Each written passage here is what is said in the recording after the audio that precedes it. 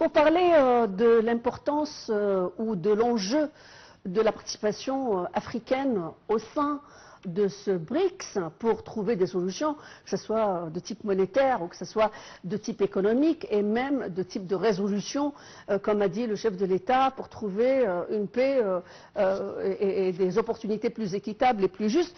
Nous avons le plaisir de recevoir au bout du fil Dr Moustapha Tammem, professeur d'économie politique. Bonjour docteur, merci de vous joindre à nous sur Nile TV International.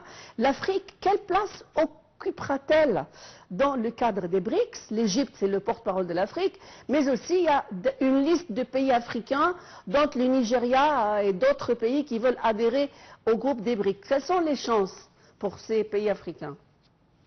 Certainement, cette organisation BRICS est très très importante et ça va donner des résultats positifs.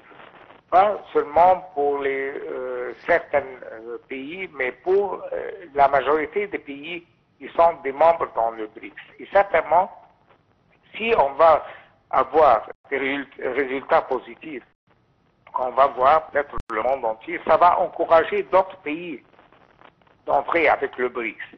Et je veux vous dire, les bénéfices pour cette organisation, ça va élever, premièrement, ça va élever l'économie de ces pays-là. Numéro 2, ça va transférer la technologie de certains pays qu'on a besoin de cette technologie. Et certainement, ça va aussi faciliter le commerce entre les pays qui sont des membres. Tous ces acteurs-là, certainement, avec ce qu'on a maintenant, les problèmes économiques mondiaux, ça va élever l'économie de ces pays-là.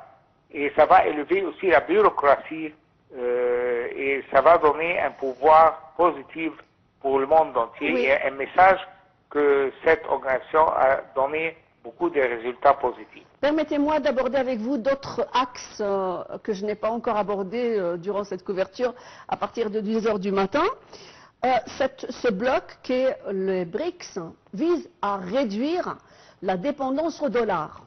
Quelles sont les vraies possibilités de pouvoir réduire la dépendance du dollar dans le cadre d'une politique monétaire internationale régie par ce dollar et régie par les instances monétaires que nous connaissons, le FMI, la Banque mondiale, etc., qui imposent des agendas politiques et des restrictions économiques sur les pays au moment où ils donnent des prêts?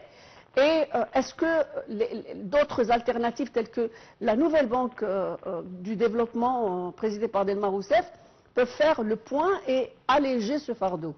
Et moins d'agenda. Ça, c'est un point très très important parce qu'un des objectifs de le BRICS, c'est avoir une monnaie sur unité pour tous les pays qui sont membres. J'aurais souhaité avoir votre réponse, excusez-moi, parce qu'on va être en direct à partir de Kazan pour retrouver la séance plénière de cette 16e édition des BRICS avec la participation du chef de l'État Abdel Fattah el-Sisi.